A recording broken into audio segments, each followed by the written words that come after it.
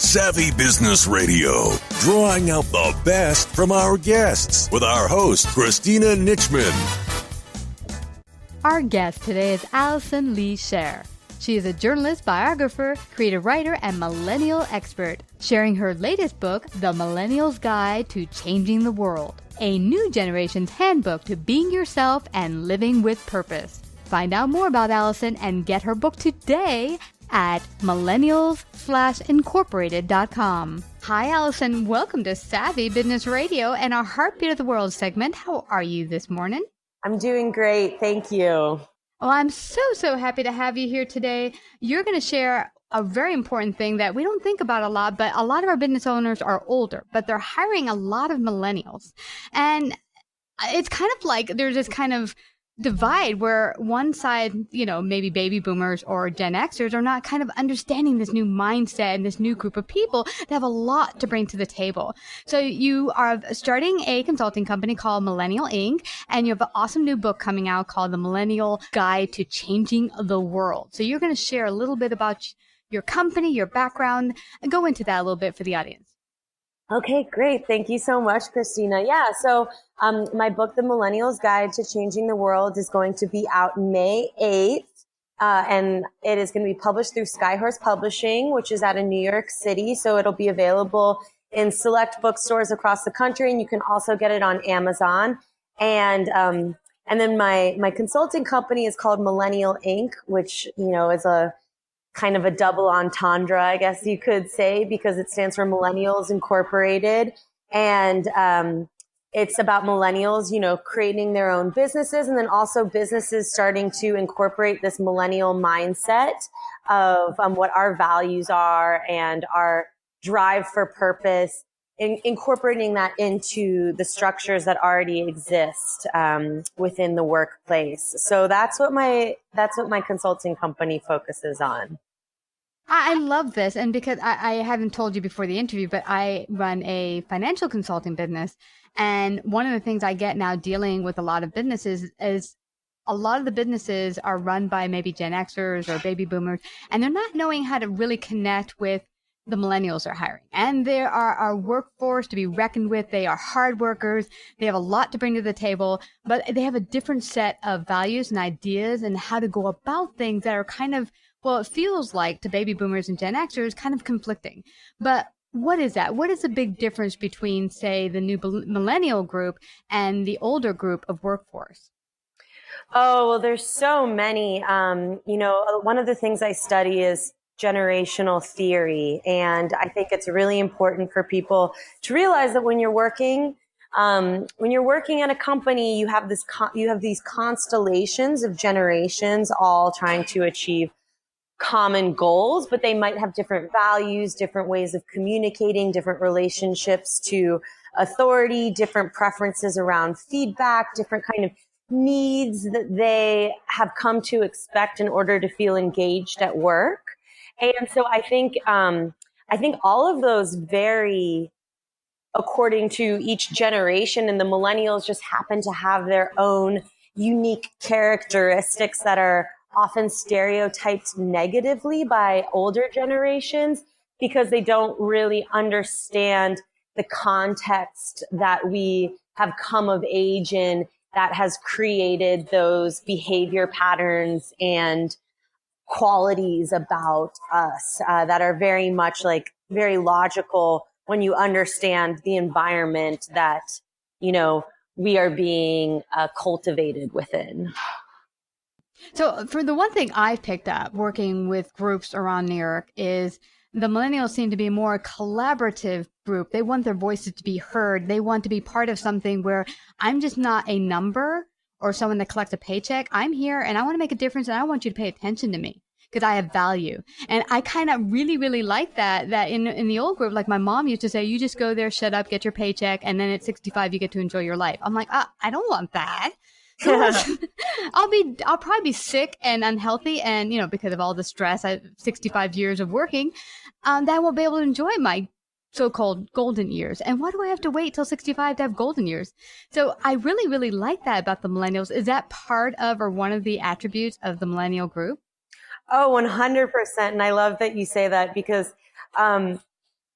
I think there was this funny article that was like the millennials, want to be retired before they even start working. It's like a funny way to talk about, this wanderlust that we have and this desire to live our passions now, not 10 years from now, not 20 years from now. We want to explore the world when we're young. We want to be creative. I think that's a huge component of this, is that we really crave creative outlets. And we really also value transparency in leadership and this concept of managing up and this idea of flattening hierarchies, and that if we have a good idea, we want the ability to contribute that to whatever company is and actually like have our hands on shaping these businesses. And I think previous generations, it was kind of like no feedback is good feedback. And millennials, we want feedback constantly. We kind of like want to be reassured that we're doing a good job throughout the day, and we want accountability. We want all these things. But it's more time consuming for other generations to provide that for us. But, it all boils down to this key core idea that we want to be living our passions now. We want to be contributing our creative ideas to everywhere we work, and we want to be solving problems in society that we're inheriting. Yeah, and that totally makes sense, because unfortunately, we've all inherited a really awful, a lot of situations, awful catastrophes around the world that now the younger generation have to deal with. I'm still dealing with, but the millennials are behind me, and they'll be dealing with it a lot more than even myself. I'm a Gen Xer. But what I find interesting is a lot of the baby boomers or Gen Xers will say to me, oh, well, they just aren't confident. And I think that when you say they want to be reassured, they see it as, well, they want to just get all this praise or whatever. But it's not about that. In fact, there's been studies done that throwing money at the problem, like just giving more raises or bonuses, does not make people happy and work harder. So just a little bit of praise and direction of, this is good, we're going in the right direction, guys, we're working together as a team. It can benefit everyone, including, any millennials that might be working there, but the entire group, the entire force, the entire company. Yeah. And also, this idea that we're looking for mentorship, that we want to be able to bring our whole selves to work in a way that I think previous generations, there was this more of a splitting between, like, you don't show any vulnerability when you're at the job, or like you could risk getting fired. Like, you don't talk about your personal issues. And I think there's like an emotional intelligence that millennials are demanding at work for us to be able to feel safe and feel inspired and feel like we can commit our loyalty to a company before we're willing to sacrifice our golden years for someone else's dream. And I like that you say that, because the old days was, my mom told me when I first got out of high school, just get a job, stay there forever, get a pension, get a 401k or whatever it is, and stay there till you like practically croak. And I'm like, well, I don't like that. I was in high school, my last year of high school, and I was like, okay, that sounds horrible. I don't want that life. But that's what we were signed up for, this myth of this is the way you go about things. And I remember dreading the idea of leaving high school, because I was like, I like high school. I like this learning, this growing, this expanding. I don't want to be at one thing forever. And so I might be a millennial in soul, because I've always wanted to expand and grow and do different things, and not just do one thing for like the rest of my life. And I think now what this group of people are doing, this new mindset, is making it okay to branch out and explore yourself and not just be stuck in one job, one thing for like ever. Oh, yeah. I mean, I think we'll see with the millennial generation that we are professional reincarnators, I guess you could say. Like, we're kind of like, we will like probably have many different careers throughout our lifetime. And I think part of that is because we're multi-passionate.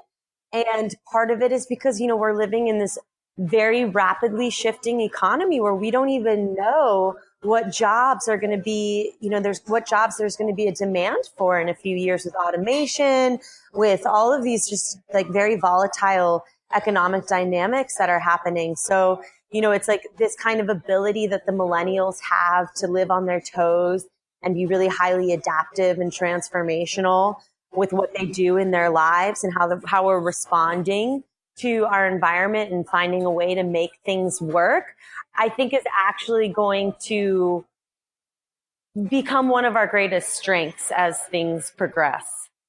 Wow, I totally agree with you. And I would say anyone listening in who's not a millennial or kind of thinks more status quo in the box, just come there, be a good little servant and go home, really needs to rethink it, because we're going to be out in a couple of years, because as things grow so quickly, so fast. I'm finding as I consult, and I love growing, so I'm learning new technology and growing, but I find a lot of the people who are of the older generations who are still working are resistant to the change and pushing against the millennial ideals, the new technologies. And I'm like, dudes, if you do not catch up, you're going to be on the short end of being unemployed and unemployable. You need to be learning and really seeing how can you fit into this new world, and that is a good thing. It doesn't have to be bad. It's actually awesome that we can now be more expansive in exploration. I mean, get this, Alison, I love to do this podcast that we're doing right now. And I consult, and I was talking to one of my clients, and I said, I do this, I play the violin, I fly planes. And they're like, oh my God, who are you? Because when they talk to their employees, they want to know that they just have no life and they come here and they do their work. I'm like, you don't want that. You want them to come here with a whole bunch of passions that they can bring to the table. Let them sing opera on the weekend and play ball or whatever it is. They can take those same gifts that they have and whatever they're doing in their passions and bring it to your business and make it that much better. Oh, I 100% agree. And that makes me so happy that you fly planes for some reason. And I think, there are like companies that are millennial friendly, and one aspect of that is that they support their kind of extracurricular passions, and that they know that, like that's not a threat. That's to their current position. It's an asset. And another thing that millennials really respond well to in corporate environments are these ideas of employee resource groups, where you can actually create cultures within companies where people who have these shared interests can get together outside of work and build relationships that way. So, one of the big needs for millennials has to do with identity and finding the sense of purpose. And if we can explore our identity and explore these interests that we have that give our lives meaning through work, then that very much driving need that we have can be satisfied at our jobs. And then we're not going to leave you to go figure it out somewhere else. And another important thing that you touched upon is this idea around corporate innovation being really, really important, and that these companies who are resisting this kind of millennial culture and way of life and doing things, pretty soon are going to have a really hard time marketing to us as a demographic. And we are becoming 50% of the workforce by 2020. We're going to be a huge part of the consumer market, right? So it's like you kind of have to adapt to us, or you might become extinct. Even these companies that have been around for decades, and they could be transnational corporate companies, if they're not evolving to meet us, then they're going to run into some problems down the line. And that's something that I really am passionate about helping companies with. And then also just understanding from an evolutionary perspective, like going back centuries and centuries and centuries, these intergenerational tensions have always been around, and they are actually, they are what advance society and move us forward. And it's easy to negatively stereotype in both directions. But when we can kind of understand that, that this is just the part of human evolution, we can kind of embrace it all together and realize that, our destiny as a humanity is very much completely interwoven with one another, and we can't do it alone. Like, not one generation can get the job that needs to get done alone. And I think that's something I challenge millennials to do too, is like, it's easy for us to just want to only work with other millennials because we get it, but then like we miss out on so much of what older generations know about what works in the world that is, because things are the way they are because that's what's worked in that paradigm. And there's no way millennials are going to be successful if we can't adapt to that as well. It's actually seeing the gifts on both sides, actually, to not, for either side to branch out the other one and say it's not helpful or that they can't add to the equation. But, you said something else interesting, and that was that a lot of companies are falling by the wayside or can fall by the wayside. And I just read an article this week about a huge corporation, I'm not going to name names, that is actually super suffering in their numbers because guess what? Millennials aren't buying their product. And it used to be a product that they used to sell to generation, but this generation is more like, I don't just take what status quo gives me. I'm now deciding what works for me and what doesn't. And this particular product they feel is not good or healthy or beneficial for them, and they're not using it. So they're like, all the other generations, we were able to get them to buy us, but this one we're not able to crack. And they're coming at it from the old paradigm, and everyone needs to shift their thinking. And then the other thing you mentioned about, the kind of workforce that allows you to grow and kind of build these communities. One of my absolute favorite jobs, Alison, was working at a company that was a media company. When I first worked there, it had this kind of family feel that we're all in this together. And we used to go out for drinks every Friday and cocktails and bowling alley. And it was just a corporate job, but we were so connected to each other. And I loved getting up to work on Monday to see these folks again. And it all changed when they hired a new CFO they made the company public and decided we had to get all corporate-y, put on suits now. And the family thing went out the window. We can't have cakes on Friday. It was like, we just removed the soul. Yeah. And I'm like, you know what? Not going to help business because now we hate going to work. Right. And when you hate going to work, what happens? Your engagement levels drop. There are millennials who hate their jobs so much, we will actively sabotage the business, Oh, no. and it's like, and it goes into this idea, what is the millennial even perception of corporate America? Do we believe that corporate America has a positive impact on the world or a negative impact on the world? And I would say that the majority of millennials, and there are data points that support this, would say that corporations have a negative impact on the planet. And only 25% of millennials, according to a Gallup study, are actively engaged consumers. Like, we're not like waiting at the mall for the next version of Air Jordans. We don't care about your stuff. Like, yeah, exactly. Like, we want that soul purpose and fulfillment that you're talking about is like when you're on a shared mission with people, and that like your well-being, your work-life balance, your relationships, all these things that really make humans happy. And I like to use this phrase, the economy of well-being, is kind of popping up. It's like, it's something it's up right now. People are using to describe this phenomenon. But that like our well-being is going to be supported at work, and that we have existential needs and we have emotional needs, and all humans, no matter how corporate-y you go down the rabbit hole, tear off the suit and the tie or whatever, layers of armor that we put on over time, we have a need for deep connection.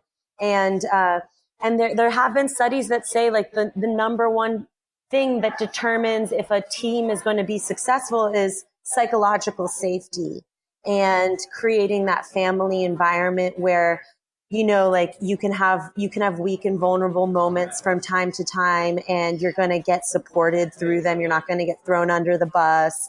All these things that I would say like go against my perceptions of the current corporate model, which is all based on this for-profit, at the expense of the environment, at the expense of the people who work within the company, this extractive capitalist paradigm that, in my perception, is what's creating most of the problems in the planet. And you could say that the corporation is even more powerful than the nation state at this time.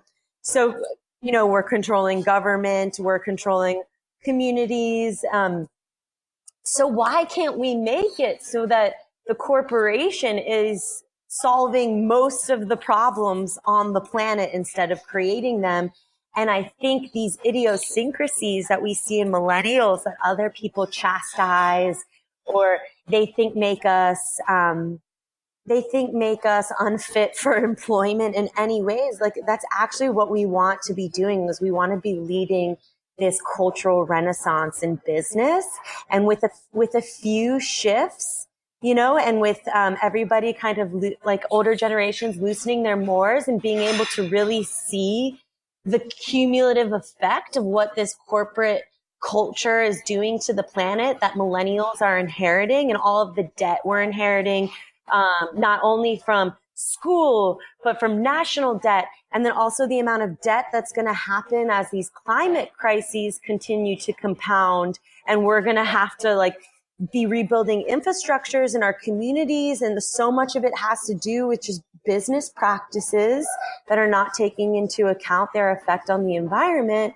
I think it's not entitled at all that we are wanting things to change in these ways. Yeah. What's so interesting, Alison? I think the original ideals of free market and capitalism are awesome because they used to be small businesses coming out there, immigrants who came here, like my great grandma. She came here, ran a restaurant. She was not only the cook, the busboy, the waitress, she ran the cash register. She did the whole thing. But it was her business. She came from, I think, Germany or Hungary and worked her little buns off.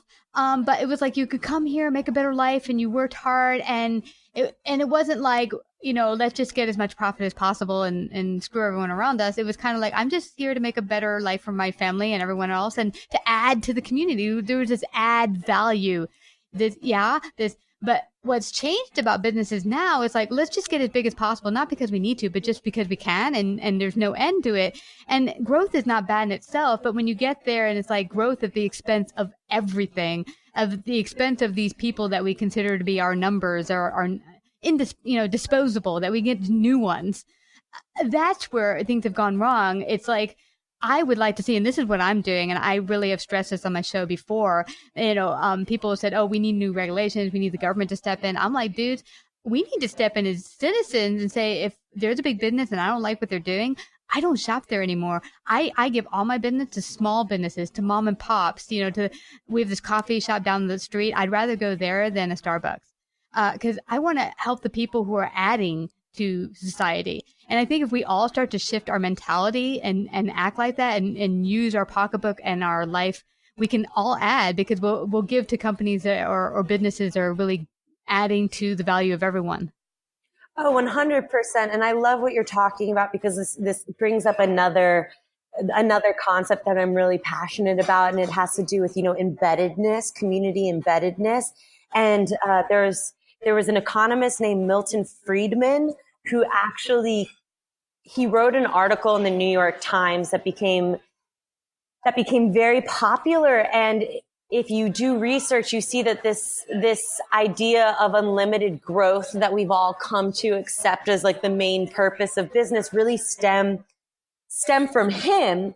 And at that time, when you're in a small community and there's one cobbler or one, just like a few farmers, and like everyone has this embeddedness in the community where these businesses are creating the whole community. And there's tons of accountability, because if you upset the one cobbler in town, then the next time your shoes are broken, you're not going to have anyone to fix them. It's from that stage in our economic development where these ideas took place, and they made a lot of sense at that time. But now we're moving into this transnational corporate capitalist culture where corporations exist everywhere and nowhere at the same time. They're everywhere, but like, how do you actually access a CEO, or how do you actually file a complaint or say like, hey, like this is you can't. And so that's like this anonymity that we have. And and how did they become people, Alison? I heard that there was a law passed that corporations like a person. Why are they a person? They're not a person. They are a company. They are an entity that is not a human. And I think the law was written so that they couldn't be touched. It's like, oh, they can't get sued because they're like a person. They're separate than the people running. I'm like, no. So yeah, that makes no sense to me. It's, and these are just outdated. And I understand where that law comes from, because it's like, okay, like, why should the individuals within a company like be held personally responsible if there's something that entity does, that there's like an infraction made, but to make it so that like the company itself has no ability to be held responsible for consequences, that, like, cumulatively, that is creating a lot of problems for everybody. And moreover is that we want these small businesses to be able to succeed. And I really like what you're saying, to vote with your dollar, but we're seeing more and more is like when small businesses who have these values, that are more people and planet friendly, who are scaling at much lower levels, it's hard for them to compete within a market with these giant corporations who don't really, who don't have the same ethos. So, it's a huge conundrum that we're in, and I want to do my part to see what solutions can be bred from this space. Yeah. And that's why I tell people sometimes shopping at the small business owner will cost you more in your pocketbook, but I think it's worth it because you get that personal care that you're not going to get from a huge corporation often. Because a huge corporation, or even banks I've dealt with, they're like, who cares? I'll just we'll get another one. Like one bank I dealt with did horrible work for me. They kept messing up my account, and their attitude was like, whatever, we got 1 billion clients behind you. And that whole attitude, I was like, well, I'm so done with you guys. I'm getting another bank, and a small time bank. But that company I told you about that I couldn't wait to go to on Monday, they were pretty huge. I think it was 10,000 employees around the world, but they kept that family vibe.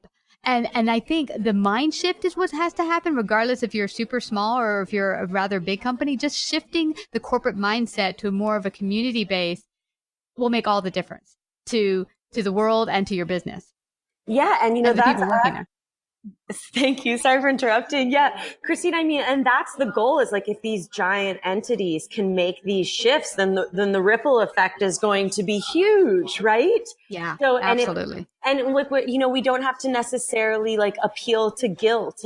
There are sophisticated economic incentives for making these changes that people are beginning to research. And I think as more and more of this triple bottom line accounting, the more we can talk about how millennial engagement at work and getting millennials to stay at these companies, how this helps your bottom line, as more and more of these numbers come out, I think it's going to be a logical shift that's going to be made in every single sector of society institutionally, because this is the time period where millennials are supposed to be serving institutions, but because we have such high levels of distrust in them, like, we're not really integrating into society as quickly as other generations. So I think, as institutions start to adapt to us, that we're all going to become more empowered.